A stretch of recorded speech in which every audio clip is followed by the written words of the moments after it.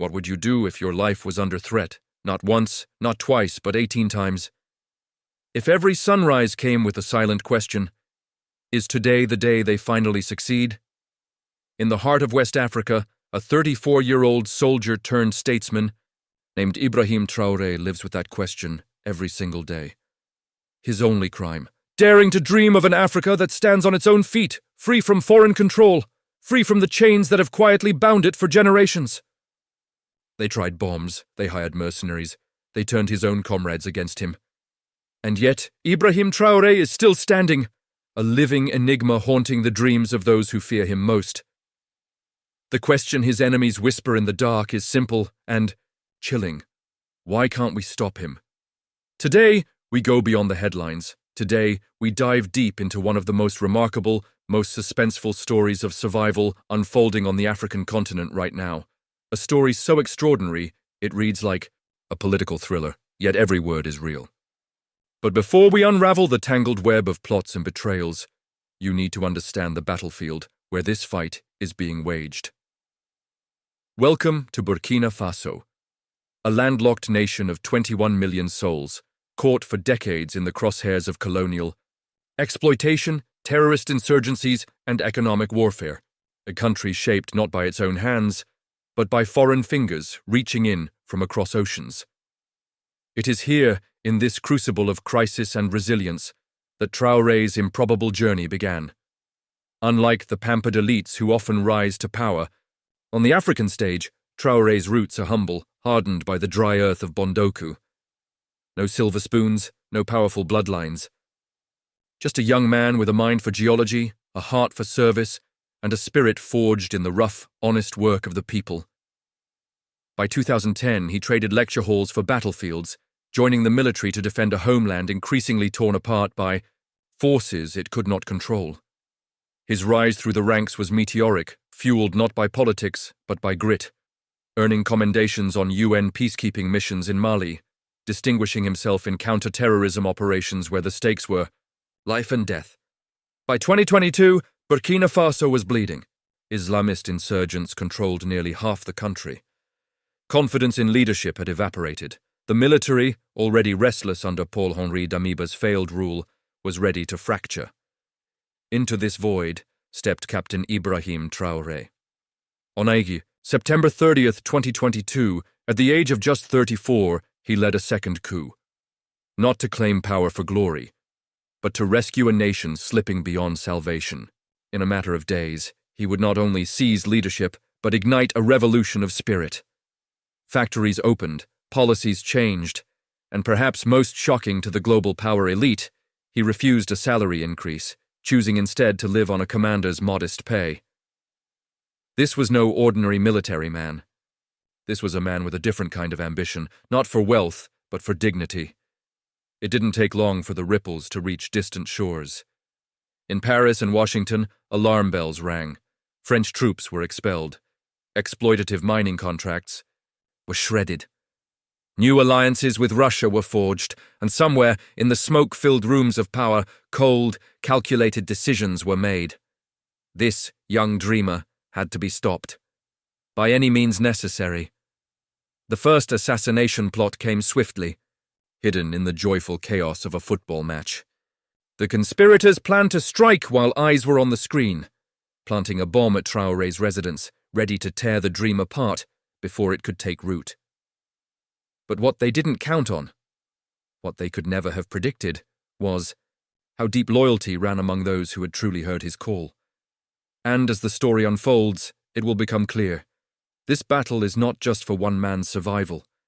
It is for the soul of a nation, for the very idea that Africa can and must own its future before the world knew his name, before headlines called him a threat or a savior. Ibrahim Traoré was just a boy in Bondoku, a small town cradled in the dusty heart of Burkina Faso. No golden cradle, no political dynasty to inherit. Just a young, mind curious about the earth beneath his feet, fascinated by rocks and rivers, by the unseen forces that shaped the land he called home. His dream was simple, not power, not glory, but geology. Understanding the soil that gave life to his people. In a world defined by the ambitions of others, Traoré's own ambition was refreshingly ordinary. But life in Bondoku was not a fairy tale. Like millions of Africans, he grew up under the long shadows of foreign interests and broken promises. He saw how riches flowed out of the ground, gold, cotton, minerals, yet poverty tightened its grip year after year. By 2010, he chose to serve. Donning a military uniform, Traoré traded the quiet study of rocks for the harsh realities of conflict, enlisting not for conquest, but for defense. The transformation was rapid and remarkable. Traoré distinguished himself early, not with bravado, but with calm leadership in the chaos of battlefields. His talents carried him beyond Burkina Faso's borders, serving in UN peacekeeping missions in Mali, where terrorism gnawed at the edges of fragile nations. He earned the respect of peers and commanders alike, not by shouting orders, but by standing with his men, sharing their hardships, understanding their fears. Leadership, real leadership, is rarely born in comfort. It is forged in fire. And Traoré's fire came in the deserts of Mali and the bloodied fields of home. He became known not just as a soldier, but as a strategist, a protector, a man others would follow not because they were ordered to, but because they believed in him. By 2022, however, even Traoré's steady hands could not hold back the rising tide. Burkina Faso was unraveling. Islamist insurgents had seized nearly 40% of the nation's territory.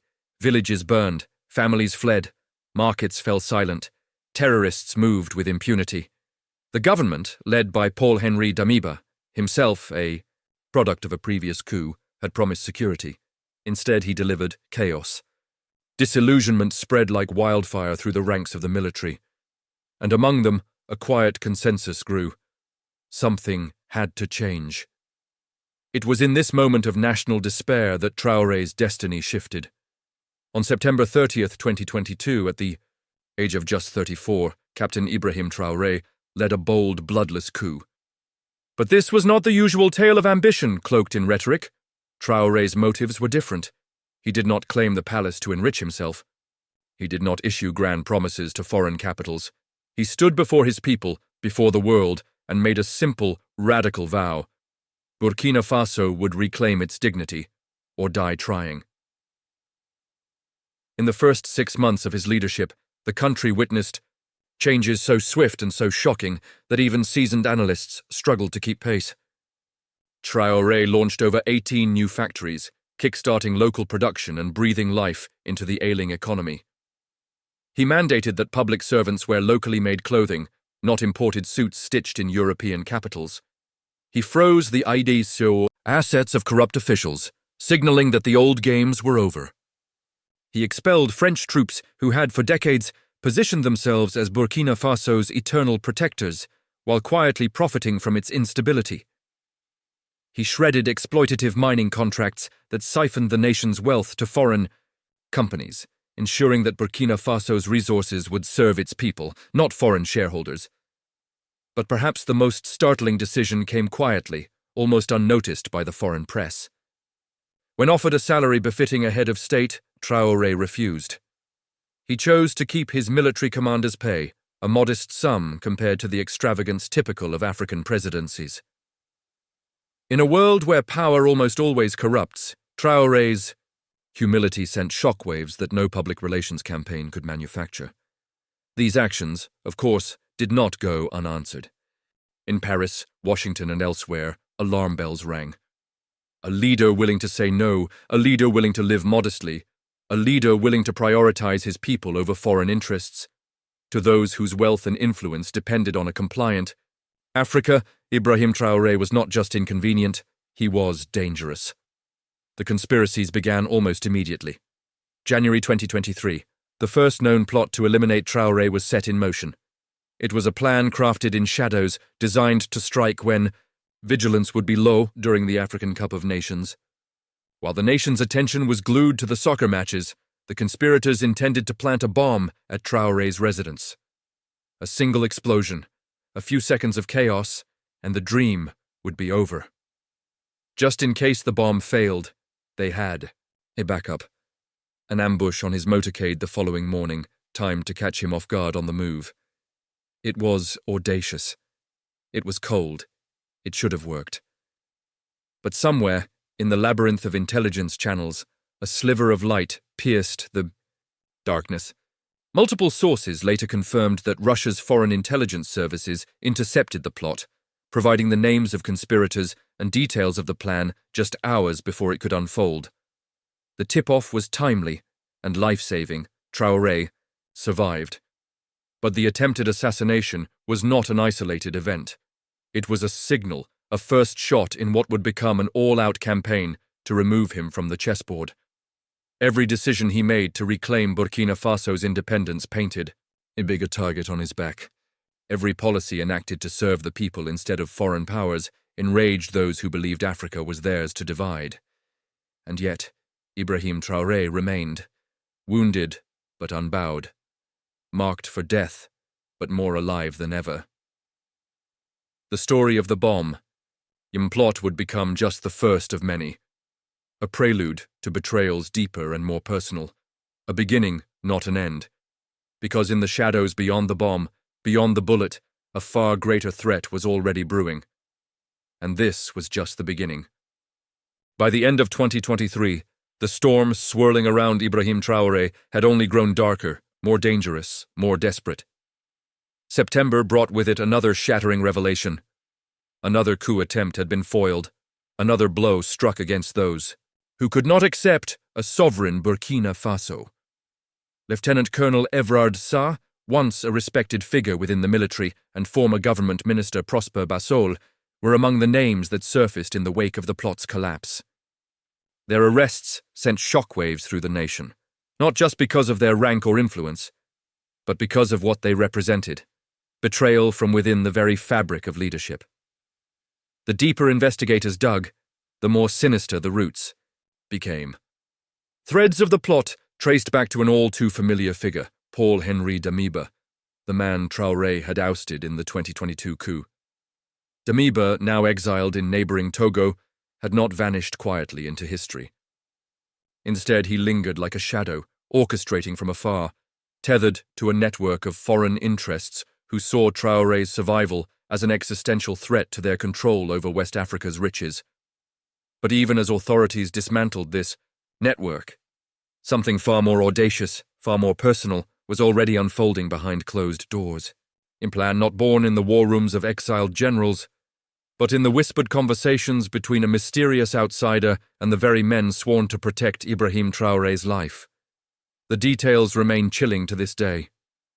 Sometime after the September coup attempt, an influential figure, whose true identity has never been publicly revealed, arrived quietly in Burkina Faso. He didn't storm in with armies or proclamations. He moved carefully, cultivating relationships, studying loyalties, waiting for cracks to show in the armor around Traoré. And when he found those he believed could be tempted, he made his move. The offer was breathtaking in its simplicity and brutality. Help me eliminate Ibrahim Traoré, and you will be rewarded beyond your wildest dreams. $5 million. Cash. No strings except one. One gunshot, one act of treachery, one moment of betrayal that would echo across the world. He even provided special ammunition. Bullets designed for close-range execution, cold and precise. When you are near Ibrahim Traoré, the figure reportedly said, just take out your guns and hit him with these bullets. Boom, you're rich. Think about that for a moment. $5 million, laid out like bait before men who, in a country long ravaged by poverty, could have easily justified taking it. $5 million, enough to vanish, to live like kings in distant lands, to escape the constant threat of violence and uncertainty. What would you have done? Imagine standing guard beside a man who trusts you with his life, feeling the weight of that trust, and the heavier weight of a fortune whispering in your ear. Imagine looking at your own hands and wondering, are they strong enough to resist? Not just greed, but fear? Incredibly, astonishingly, Traoré's guards chose loyalty. They took the money. They accepted the ammunition. They played along, letting the conspirator believe the plan was in motion. And then, in a breathtaking act of honor, they went straight to Ibrahim Traoré himself. They didn't hide. They didn't delay. They placed the blood money in front of their president, along with the evidence, the special ammunition, the details of the plot, and told him everything. "We have been paid with this money to end your life," they confessed. "But we have allies. We cannot do this to you." The gravity of that moment is almost impossible to overstate. In a world where betrayal is often the rule, not the exception, Traoré had built something rare, trust so strong that not even millions of dollars could corrode it. But trust, once shaken, is never the same. Imagine sitting in Traoré's chair. Imagine realizing that your closest protectors had been approached, tested, offered everything the world could offer to turn against you. Imagine realizing that next time, the price might be higher. Or the loyalty might be weaker. Who would you trust after that? The aftermath was swift. The mastermind behind the operation, the figure who had dangled $5 million like a dagger, was arrested and charged with treason. Yet in true fashion of high-stakes geopolitics, much about the incident remains, shrouded in secrecy. His full identity has never been released to the public, nor has it been confirmed exactly who he was working for. Theories abound. Foreign intelligence agents, corporate interests threatened by Traoré's economic nationalism, remnants of the old colonial networks unwilling to let Burkina Faso slip away. And if you listen closely to the silence that followed the arrest, it speaks volumes. Someone out there believed that the life of one African leader, one man willing to stand tall, was worth at least $5 million to erase. Someone believed that a bullet was cheaper than losing access to gold mines, lithium, fields, cotton exports. Someone believed that an idea could be killed with a gunshot, but they were wrong. The $5 million betrayal plot backfired spectacularly. Not only did Traoré survive, but his legend grew. Stories of the guard's loyalty spread across Burkina Faso and beyond. To many, it wasn't just a political story, it was a parable. Proof that integrity, real and raw, still existed in a world too often sold to the highest bidder. And yet, beneath the celebration, darker questions remained. If $5 million could be offered once, it could be offered again. If loyalty could be tested once, it would surely be tested again. Traoré knew this. He understood that surviving one assassination attempt didn't make him immortal. It made him a bigger target. Every handshake, every public appearance, every private meeting carried the invisible weight of uncertainty. Who could he trust now? The conspirator may have been caught. The money may have been returned, but the danger had not passed. If anything, it had sharpened. The shadows around Traoré grew deeper. The enemies he faced became more desperate.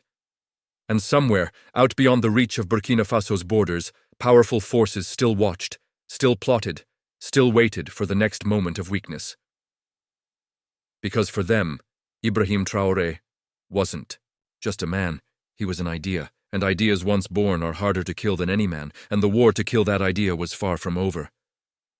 If the attempts on Ibrahim Traoré's life were only about eliminating a man, they might have ended with the foiled $5 million betrayal.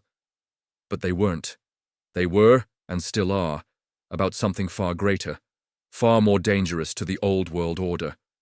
They are about killing an idea. An idea that Africa, for the first time in centuries, could truly belong to itself. To understand why so many were willing to invest millions, risk international scandal, and unleash covert plots against a young leader from a small landlocked nation, you have to understand the battlefield he dared to walk into.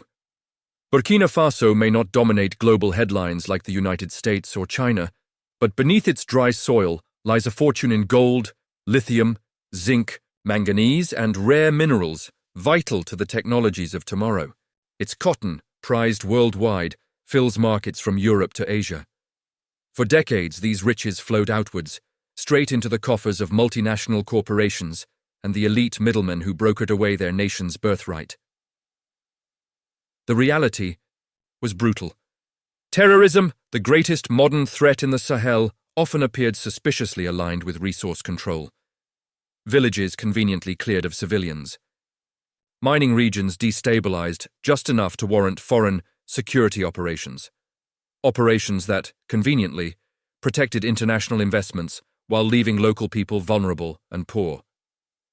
It's a theory Ibrahim Traoré himself has dared to voice publicly, that terrorism, far from being an organic threat, is sometimes a strategic tool, used to keep Africa fractured, dependent, and silent while its wealth is quietly siphoned away. And when Traoré expelled French military forces, cancelled foreign mining deals, and shut down exploitative partnerships, the global reaction was swift and brutal. ECOWAS, the regional political and economic union in West Africa, suddenly found its voice. Heavily influenced by France, it imposed sanctions on Burkina Faso, isolating a country already under siege from within. The threat of military intervention loomed. It was an unmistakable message: defy the old masters, and you will suffer. But Traoré was not alone. Across Africa, a new pattern was emerging. A slow but certain erosion of French influence, a soft collapse of the post-colonial networks that had defined African geopolitics for decades. Into that vacuum stepped Russia. Critics in the West were quick to cry foul, accusing Moscow of opportunism. But from the Burkina Faso perspective, the partnership with Russia offered something France never did: respect, support without colonial arrogance, resistance without lectures about democracy, conveniently timed around resource interests. With Russian backing, both intelligence and diplomatic, Traoré found breathing room. Not much, but enough. Meanwhile, Western media outlets began their counteroffensive. Articles appeared labeling him a young dictator, a strongman, a threat to democracy.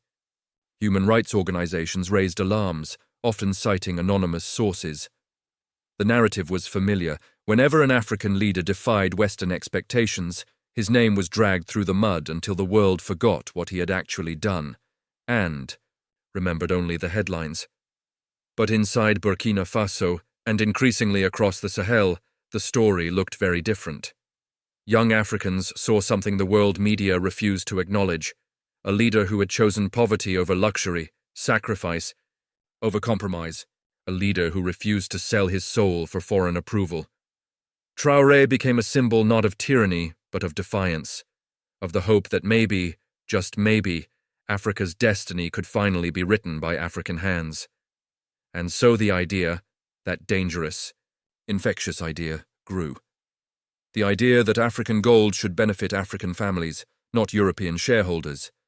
The idea that African children should study in schools funded by their own resources, not dependent on foreign aid.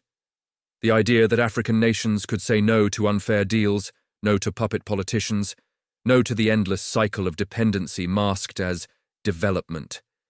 It was a vision worth dying for, and many believed it was also a vision worth killing for.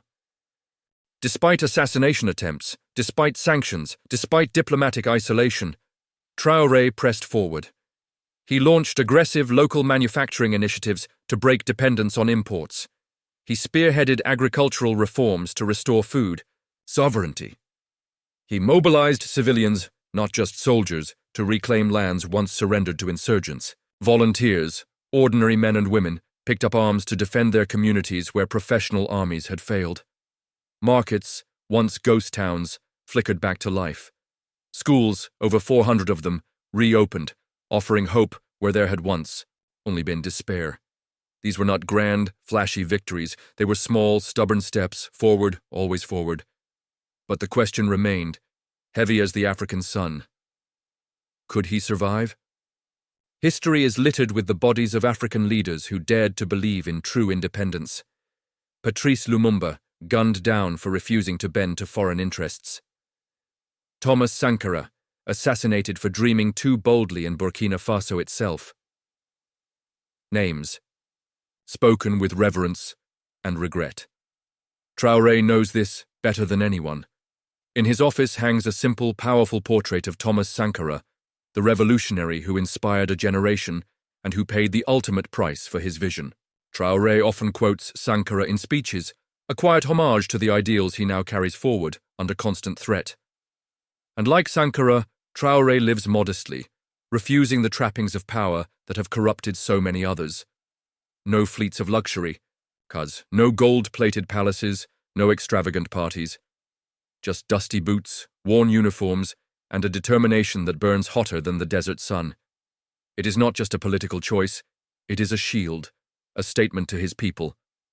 I am still one of Kaiwis, but symbolism alone cannot deflect bullets.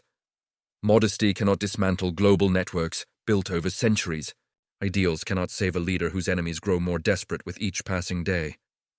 So the heavy question lingers in every whispered conversation in Ouagadougou, in every village reclaimed from fear, in every classroom reopened against the odds. Will Ibrahim Traoré succeed where so many before him failed? Or will the forces arrayed against him, wealthy, ruthless, patient, ultimately grind his vision into the dust? One thing, however, is already certain. Even if the man falls, the idea will maidu. Not, and in the end, it is ideas, not armies, that change the world. Surviving assassination attempts, navigating betrayals, defying sanctions.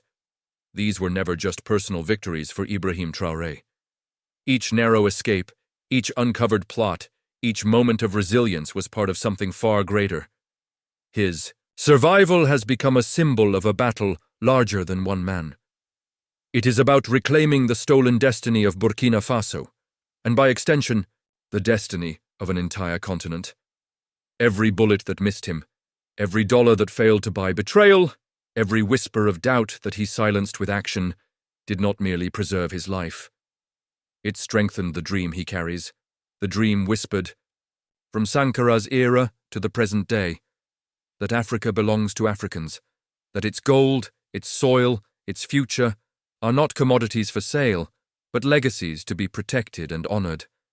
And perhaps most importantly, every failed attempt on his life sent an even louder message to those watching.